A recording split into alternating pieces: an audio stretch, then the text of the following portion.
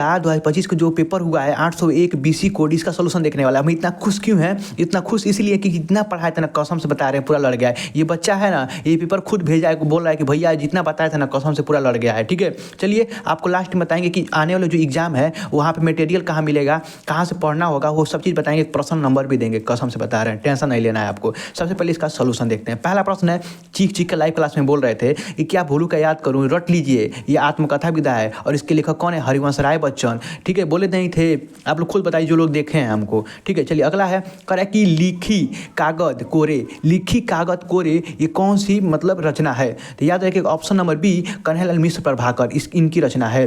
अगला है, रामचंद्र शुक्ल की रचना कौन है? हम बोले थे कि पहला चैप्टर का जरूर रचना पढ़ के जाइएगा। समाज और साहित्य, मतलब साहित्य और समाज के लेखक कौन है? हमारे रामचंद्र शुक्ल हैं। अगला प्रश्न है, हिंदी साहित्य का प्रथम मौलिक उपन्यास, चिला चिला बोल रहे थे, परीक्षा गुरु, जिसके लेखक लाला श्रीनिवास था। जो लोग लाइव में जुड़े होंगे उनको खुद पता है, नहीं ट्रस्ट है तो जाकर देख लीजिए। ठीक है, अगला प्रश्न है, शुक्लयुत्तर युग के लेखक हैं। देखिए 50 बार बोले थे कि शुक्लयुत्तर युग के लेखक कौन है? जय शंकर प्रसाद। याद रखिएगा, हजारी जो लोग टिक मारे हुए हैं उनका गलत है। ठीक है, याद रखिएगा। अगला प्रश्न है, रीतिबद्ध और रीतिमुक्त, चिला चिला बोले होंगे, लाइव क्लास में देख लीजिए। कसम से अपनी मम्मी कसम नहीं खाना चाहिए, बट हम बोल रहे हैं कि ये हम चिला चिला बोल रहे थे।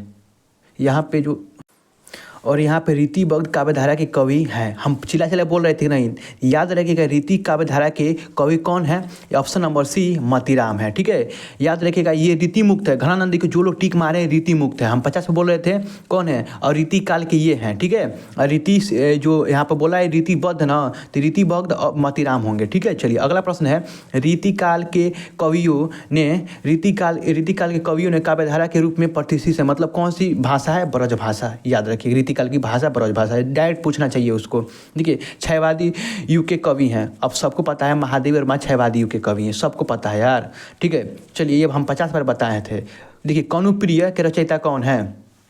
कनुप्रिय का रचयिता कौन है? धर्मवीर भारती हैं। ठीक है, याद रखिएगा। अगला प्रश्न है, नई कविता युग ये किसका है? तो याद रखिएगा, शमशेर बहादुर सिंह का है। ठीक है, इंपॉर्टेंट प्रश्न था और कई बार पूछा भी गया है आपके। देखिए हम बोले नहीं थे आपसे, देखिए हास्य, थोड़ा वीडियो क्वालिटी तेज कर लीजिए। हास्य रस का स्थायी भाव क्या है? सबको पता है ना, क्या है? शोक है। हास्य रस का स्थायी भाव शोक, हास्य रस का स्थायी भाव हास्य होगा।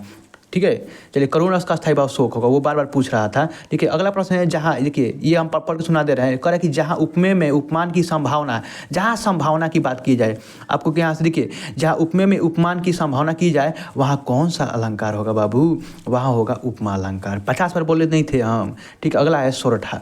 आपसे बोले थे कि सोरठा रट लीजिएगा। सोरठा में आप बोले थे कि 13 होगा। ठीक है, छंद के द्वितीय चरण में 13 मात्राएं होती हैं, याद रखिएगा। ठीक है, चलिए हम आपसे ये ट्रिक याद करवाए थे, सोरठा में सोरठा और रोला ऐसे याद कराए थे, थोड़ा देख लीजिए एक बार, नहीं तो बाद में कहेंगे। जैसे बोले थे कि जैसे कम है तो ज़्यादा लेगा, 13 होगा, और लास्ट में जो होगा वो 11 होगा। इसमें बोले थे कम है तो पहले 11 लेगा, उसके बाद 13 लेगा। बोले नहीं थे, तो इसका राइट आंसर क्या हो जाएगा? सोरठा में बाद में 13 लेगा, तो 13। ठीक है, ये ट्रिक है भाई, जो लोग देखेंगे उनको पता होगा। उपहार में शब्द में प्रयुक्त उपसर्ग क्या है? उप। ठीक है, चलिए अगला है, त्रिभुवन में कौन समास है? 50 बार चीख चीख बोल रहे थे, द्विगु समास है, पढ़ाए थे यार। ओष्ठ का तद्भव बताए थे, ओठ होता है, कसम से बताए थे, ट्रस्ट नहीं है जाकर देख लीजिएगा।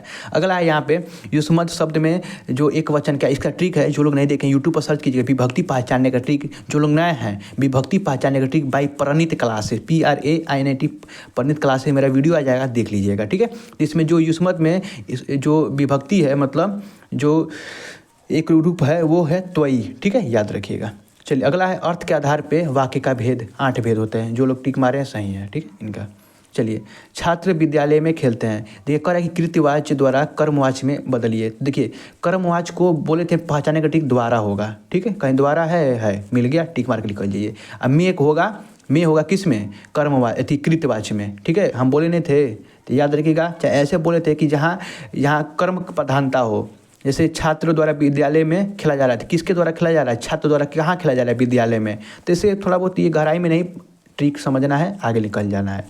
वे विकारी शब्द जिसमें पुरुष लिंग वचन आदि के कारण परिवर्तन नहीं होता, उसे क्या बोलते हैं? अवयव बोलते हैं। ठीक है, जो लोग सर्वनाम माने उनका गलत है, अवयव होगा। ठीक है, चलिए अगला प्रश्न देखते हैं। और अगला प्रश्न आपसे क्या बोले थे कि शुरू से एक चैप्टर से एनसीईआरटी का जो एनसीईआरटी होगा, जो सिलेबस होगा आपके, जो यूपी बोर्ड जारी करता है, उसे 1 से 3 चैप्टर पढ़ लीजिएगा। आ गया कि नहीं? कसम से पता अथवा करके दिया है कि नहीं, एक चैप्टर का दिया है, एक लास्ट चैप्टर का दिया है, ऐसे ही देता है। एक देता है, एक जरूर देगा, ठीक है, और चाहे 2 जरूर देगा। हम बोले थे या 3 देगा, 100% देगा ही देगा। तो याद रखिएगा। ये इसका ट्रिक बनाए रेखांकित अंश की व्याख्या, जो लोग नहीं देखें यूट्यूब पर सर्च करेंगे आ जाएगा। रेखांकित अंश की व्याख्या कैसे की जाती है भाई परनीत क्लासेस। पद पहचानने का ट्रिक बताए थे, ये भी आ गया 103 चैप्टर तक। देखिए जो कसम से बता रहे, झूठ नहीं बोलते हम कभी, ठीक है। संस्कृति देखिए, संस्कृति जो था संस्कृत, तो यहाँ से हम बोले थे कि 1 से 2 चैप्टर पढ़ लीजिएगा, लड़ जाएगा। लड़ा है कि नहीं खुद बताइए। देखिए यहाँ पर 3 चैप्टर तक बोले थे, पहला चैप्टर, दूसरा, तीसरा, लड़ गया। अगला श्लोक बोले थे 1 से 2 चैप्टर तक पढ़ लीजिएगा, लड़ गया है, ठीक है। तो जो चीज़ इंपॉर्टेंट है, देखिए आपको अब खंडकाव्य तो अपने अपने अपने जिला के लिख दिए होंगे, ये तो फ्री में अंक मिलता है, ये रटना होता है, ये पता ही होता है। और एक चीज़ आपको बार बार बोल रहे थे कि शुरू से लेकर 2 चैप्टर तक आप जीवन परिचय पढ़ लीजिएगा, एनसीईआरटी का सिलेबस का। आप बताए भी थे कि किनका पढ़ना है। हम बोले थे कि रामधारी सिंह दिनकर का, आचार्य रामचंद्र, पहला चैप्टर लड़ गया ना। हम यार बात मानिए, हम बोले थे कि लड़ा है कि नहीं, 100% लड़ गया है ना। तो आप हम पे ट्रस्ट करेंगे, आगे आने वाले पेपर आपका अच्छा जाएगा, ठीक है। इसके लिए चैनल को सब्सक्राइब करके अपने जिगरी मित्र के पास शेयर कर दीजिएगा। हम बोले थे शुरू से, तुलसीदास का बोले थे नहीं, महादेवी वर्मा का, खुद बताइए लड़ा है कि नहीं। लड़ता है हमेशा, जो रिपीट है ना भाई बाबू, वो रिपीटे करेगा। तो जो बोले थे वो लड़ गया है, ठीक है। चलिए अब बोले थे आपसे कि जो अपने प्रधानाचार्य को जो पत्र लिखने के लिए बोले थे हम, तो इसका ट्रिक बनाए थे। जो लोग बहुत सपोर्ट अच्छा मिला, वहाँ पे आप लोग जाकर देखे हैं और अच्छा स्कोर किए होंगे, ठीक है। ये तो हम सबको बता चुके थे कि सफाई के लिए और प्रधानाचार्य की छुट्टी के लिए ये हम बताए थे, और ऋण लेने के लिए 3 को बताए थे, 3 लड़ गया है, ठीक है। और ये बोले थे कि संस्कृत का कहाँ से पढ़ना है, जो आपका जो क्वेश्चन बैंक होगा ना, जो 3 बार से अधिक बार पूछा गया होगा क्वेश्चन, उसको रट लीजिएगा। खुद बताइए लड़ा है कि नहीं, खुद अपने आंखों से देखिए भाई लड़ा है, ठीक है। अगला प्रश्न देखते हैं। अगला आपके बोले थे कि निबंध लिखने का ट्रिक बताए थे, जो लोग नहीं देखे तो वो देखे होंगे, तुमको पता है। बट ये भी बोले थे कि आपको आतंकवाद पे पढ़ के जाना है, देश प्रेम पे पढ़ के जाना है, छात्र का अनुशासन, ये बोले थे, हम सच बता रहे हैं, बोले थे। और ये भी लड़ा भी है, और ये भी बोले थे कि लिखने का तरीका भी बताए थे, ठीक है। तो जो लोग मेरा वीडियो देखते हैं और उनको पता ही होगा। अब देखिए लास्ट में बोले थे गिफ्ट नंबर देंगे, तो देखिए नंबर वीडियो चलेगा, उस पर देख लीजिएगा क्या मिलेगा, ठीक है, देख लीजिए। मात्र 49 रुपये में पिछले 10 सालों का पेपर दे रहे हैं। जो ये पेपर हुआ है ना 2025 का, इसका पूरा साथ में सोल्यूशन भी दे रहे हैं। तो आपको कुछ नहीं करना, जितने भी नए स्टूडेंट हैं 2026 का बोर्ड एग्जाम देंगे, वो क्या करिएगा, इस नंबर पे क्लिक करके यहाँ पे और मैसेज करिएगा, पेमेंट करके पूरा आपको 10 साल का पेपर और ये 2025 का पूरा सोल्यूशन मिलेगा। ये करेंगे तो आप टॉपर लिस्ट में आ सकते हैं। देखिए कोई भी प्रॉब्लम होगा तो इस नंबर पर मैसेज करना है, कॉल नहीं करना है, ठीक है। आपको हम पेपर 8 बजे के बाद तुरंत भेज देंगे। आप टेंशन नहीं लेना है, परेशान नहीं होना है। पेमेंट करके अपना स्क्रीनशॉट शेयर कर देना वहाँ पे, ठीक है, इस नंबर पे। और कोई भी क्वेरी है तो इस नंबर पे फ़ोन करके कॉल पूछ